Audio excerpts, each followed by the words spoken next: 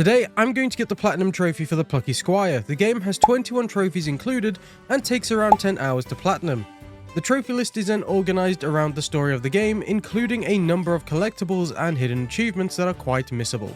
So we have to go out of our way to find them. The game starts and we find ourselves in Sam's room, and we're told about a child's book where we learn about the Plucky Squire named Jot, and how he protects the land of Mojo from the villain named Humgrump.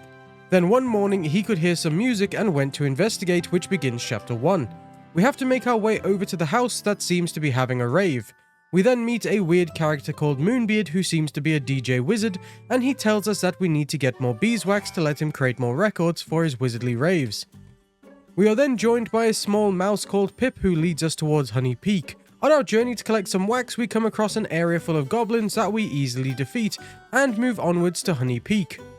We had to do some dangerous jumps to reach our destination, but when we finally found Benny B, we discovered that a terrible honey badger was stealing his honey, when in fact it needed to be saved for Winnie the Pooh. Anyway, the honey badger wasn't happy about us needing the beeswax, so Jot showed us that he was ripped, and we had a scrap with the honey badger, dodging left and right and punching him right in the face until we were victorious, which is where we also unlock our first trophy. Then, while talking to Benny B, the world became dark and we could see that Humgrump was doing some weird magic which made us fall off a cliff. But luckily we landed on our face before talking to Moonbeard once again. We then met Violet, who is Jot's childhood friend and a witch, but she uses a paintbrush for a wand, which I think is pretty cool. So off we went with Violet to go and stop Humgrump. This is where we unlocked our second trophy for finding the first scroll, which unlocks artwork from the game. These are collectibles that are scattered throughout every chapter, and we'll have to find every single one of them to unlock the Platinum Trophy. We also came across our first puzzle here, where I tried to save the open swung gate, but the game told me I was wrong and we continued the journey. It was also here where we met Martina, who is a merchant that sells us scrolls, new abilities and upgrades. To get our Platinum Trophy, we are going to need to buy everything from her when we can. Following on from here, we then defeated a bunch more enemies and discovered our first glitch bird, which unlocks another trophy for our collection.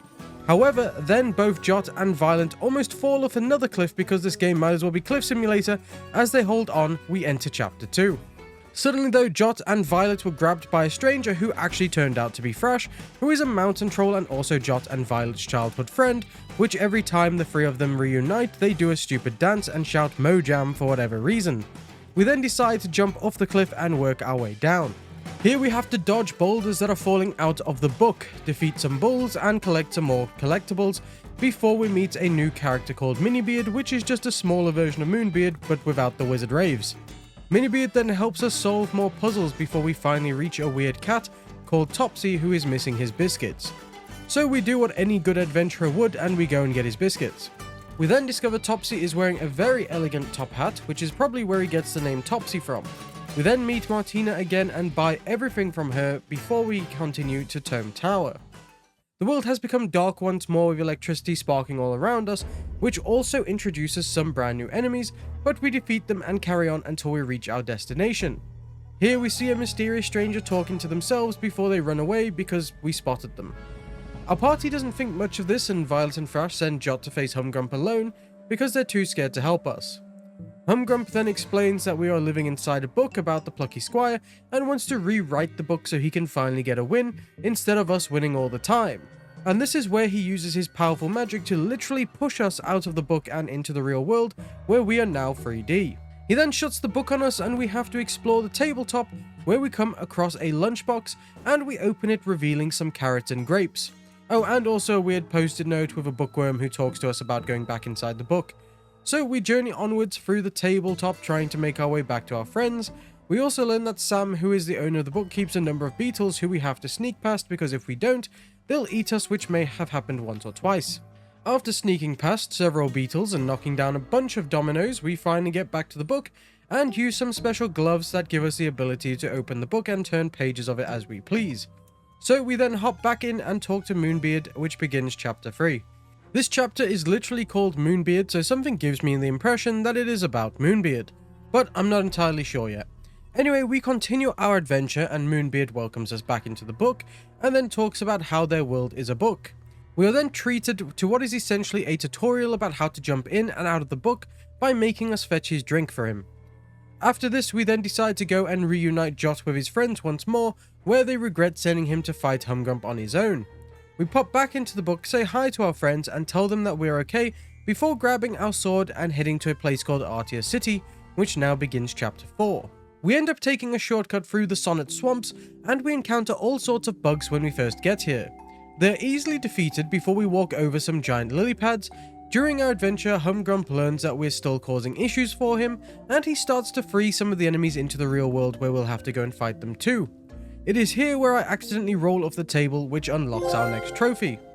And from there, we continue to collect some more light bulbs to buy more scrolls and upgrades for Jot. While continuing through the Sonnet Swamps, we come across a huge bug sat in the middle of the path, as we must solve another puzzle. I stole the word huge from the bug and ended up creating a huge frog, which also gave us another trophy for our collection. Eventually we came across a fish that was jumping out of water, and we had to help the little guy by catching him where he jumped. I missed the grab at first and had to reload the save, since grabbing the fish on your first try would unlock the trophy on our list. We then gently released the fish back into the water, and he introduced himself as Floatio and that he was looking for his love Gilliette. We then found ourselves in another puzzle surrounded by singing frogs, and we had to repair a bridge. However, I went back a few pages to see if I could create a huge bridge, because doing so also unlocked another trophy for us.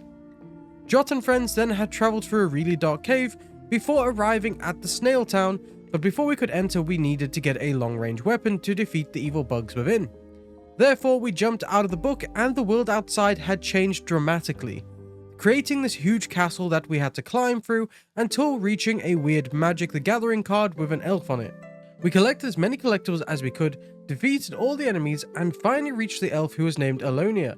She thought we were evil at first, so we had to battle her. She almost defeated us very easily, but luckily we had help from a certain bookworm who then powered us up.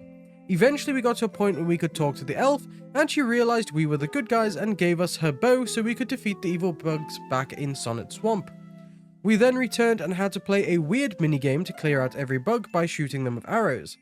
After we did this, we then had to clear out the snail castle of bugs and solve a few more puzzles before Humgrump confronted us with 3 very dangerous caterpillars, which I defeated in no time. It was after here though that Violent and Thrash were kidnapped by a bigger and meaner boss that we have never seen before, so Jot had to ready his bow once more for this battle. We then had to shoot a few smaller enemies and the big bad bug until his health bar was completely empty. This is where we succeeded and saved our friends from danger.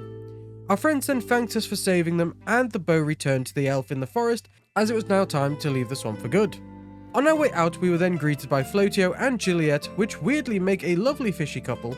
We parted ways, and it was here where we arrived at Artia City and now entered chapter 5. We entered the city, and I was surprised by how full of life this city was for a game like this. It seemed though like it was lovely to live here. Instantly though, we were greeted by Violet's mother, who told us that her uncle needed help, so we instantly knew where we needed to head next.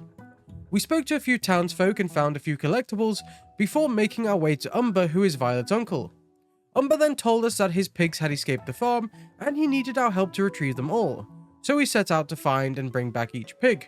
We also did stop by Martina to buy some upgrades and collectibles in the process. We found as many of the small pigs as we could, but then I noticed that we needed to escape the book, so we could move a larger pig and collect a few on the outskirts of the town. For us to do this, we then had to find the portal, which was underneath a dog wearing a bowler hat. He wouldn't move for us, so we needed to find its owner for help, who was also wearing a bowler hat. Bowler Hat Man then told us to get the dog to move. We had to remind it of nap time, so we then got access to leave the book. During that whole side quest, we also met 2 people who went to school with Violet and bullied her, which was just downright rude.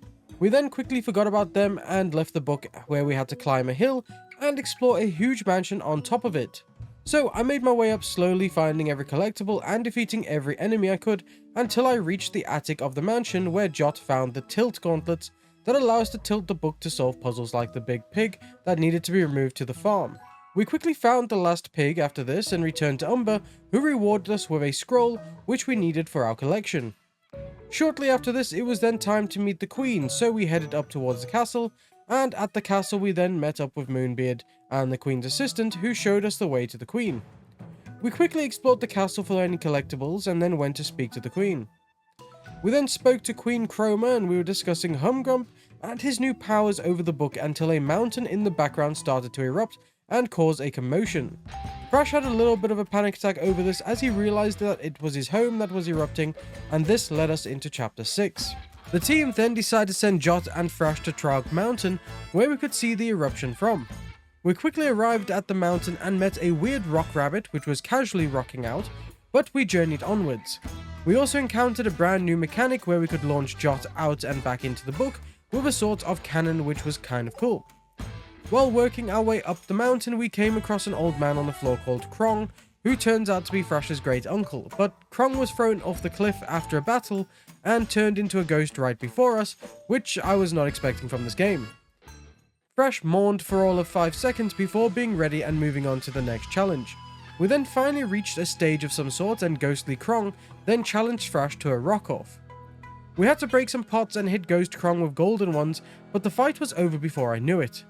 Ghost Krong then left us, but we were ready for whatever else the mountain would throw at us. At some stage I came across a cave with a giant rat in it. I had to solve a puzzle here, but didn't, so the rat may have eaten Jot and ended the story. I am just kidding, but we respawned, but in the same area I entered a cave and found some glowing mushrooms.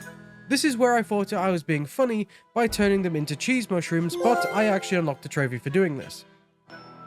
Eventually we reached the really cool saw blade type structure blocking our path, so Jot again once had to leave the book to find an item that could help us.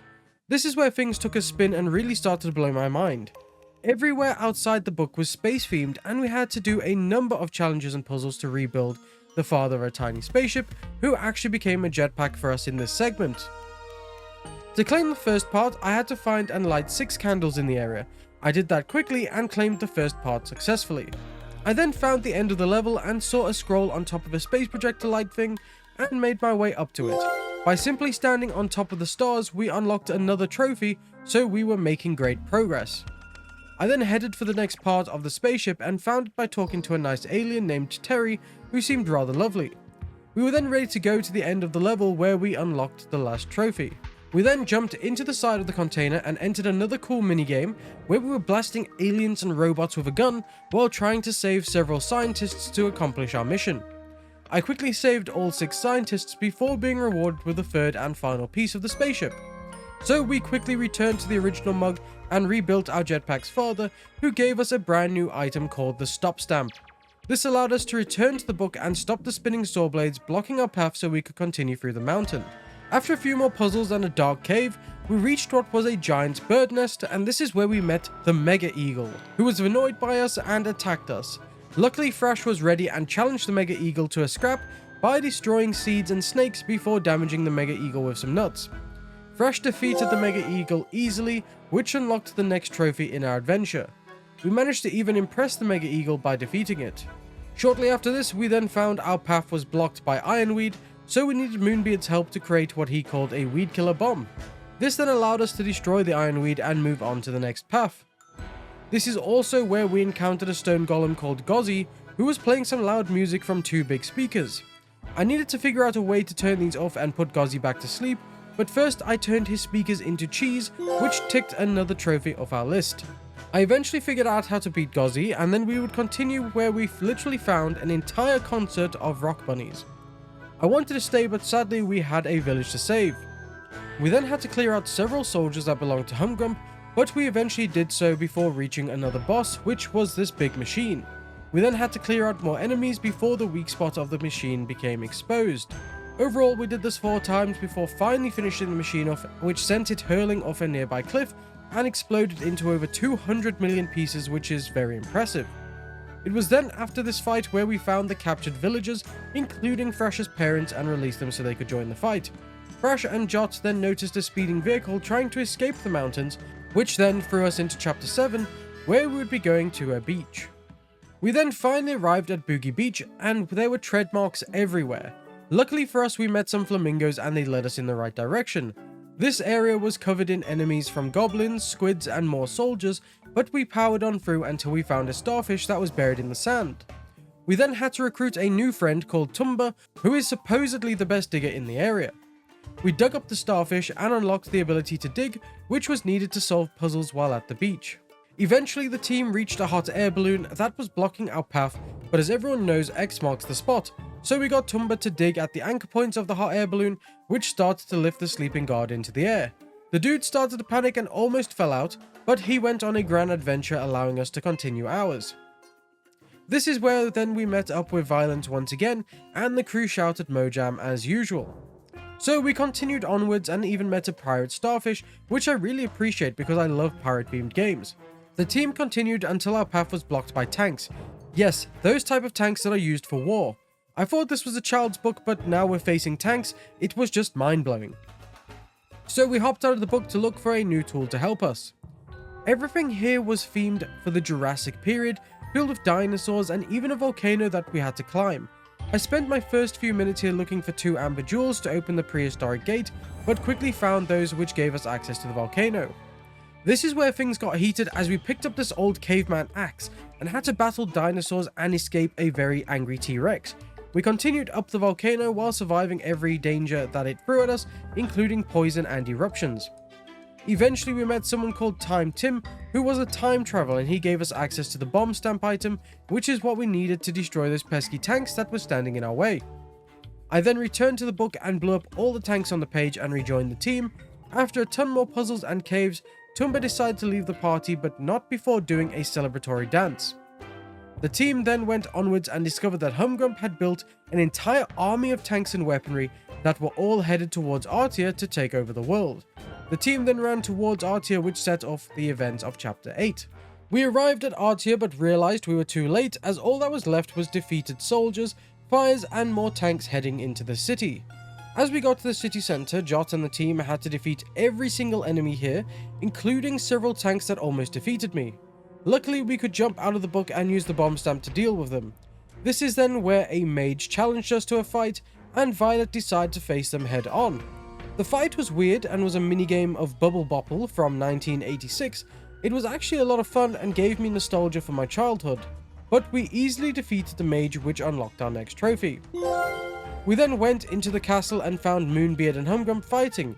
It looked like Moonbeard had won, but it was revealed that they were brothers. This is where Humgrump then pulled a sneaky one and vaporized Moonbeard. He then finally took over the throne, which turned everything dark and miserable in the outside world. The book was even placed on a shelf, which is kind of sad. And this is where Chapter 9 begun. We then awakened to find ourselves in a prison down in the ground called Deep Doom. We quickly found a way out of our cell and needed to find a way out of Deep Doom and find our friends. We ended up meeting Pip the mouse, who saved us and joined the team to help us find our friends. This is where we ended up playing as Pip to sneak through corridors of enemies in a weird river minigame, which I was surprisingly enjoying because I felt like I was on a cool spy mission.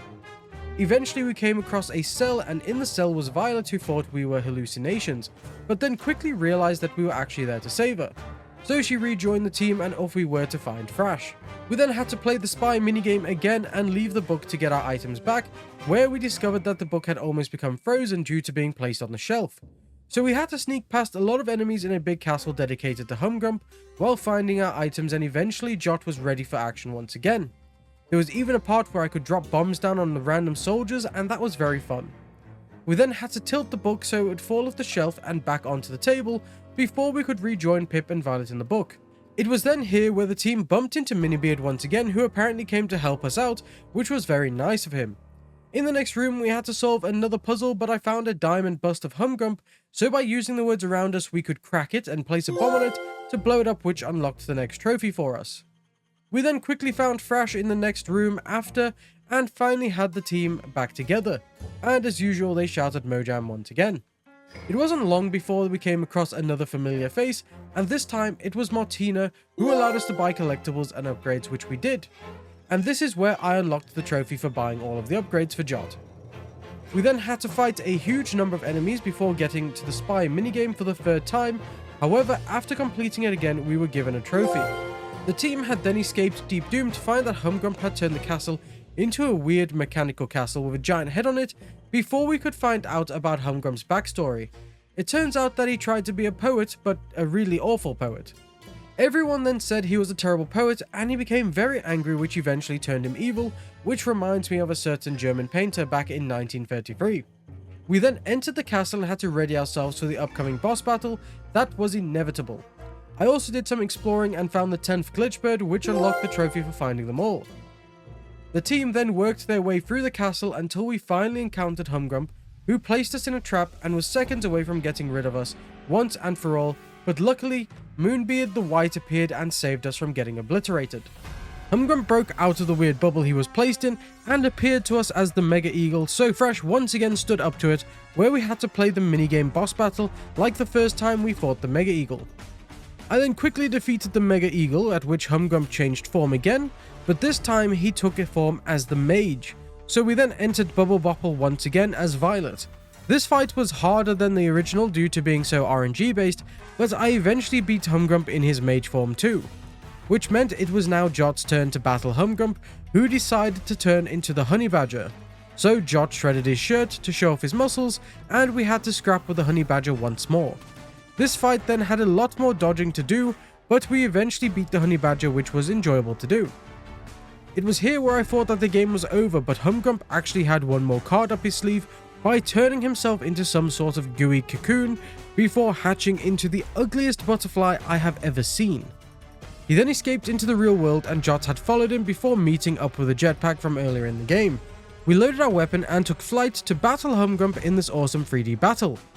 The boss fight had a few different stages, from dodging lasers, wind, and meteors, but eventually we blasted down his multiple health bars, which unlocked the trophy for defeating Humgrump. We then returned to all of our friends successful from our mission of defeating Humgrump, and the entire team were thanked by the Queen for saving everyone, before a lovely cutscene played showing how everyone rebuilt the world back to how it was before Humgrump took over. Jot and friends also had a quick conversation and returned to the party before the book closed, which unlocked 2 trophies for us for completing the game on the harder difficulty, which was nice as it allowed us to do it in one playthrough. However, it was here when I realized that we had been blueballed, as I discovered that I was missing 1 scroll out of the 50 in the game. So we had to hop back into chapter 4 and go on the hunt for this missing scroll. Eventually I came across a dark cave, and it was here in a secret area that I missed the last scroll on our list. Collecting the scroll then unlocked the last trophy for collecting them all, and by unlocking this we also got the goal of the Platinum Trophy. Overall, the Plucky Squire was a very fun experience, and I enjoyed the different versions of gameplay as it kept me on my toes and I didn't know what to expect. The story wasn't groundbreaking, but it was good enough for what the game had to offer, as the true experience was the gameplay, which did shine brightly here. Thank you for watching, and if you want to see more of these type of videos then please hit the like button below, and I'll see you in the next one.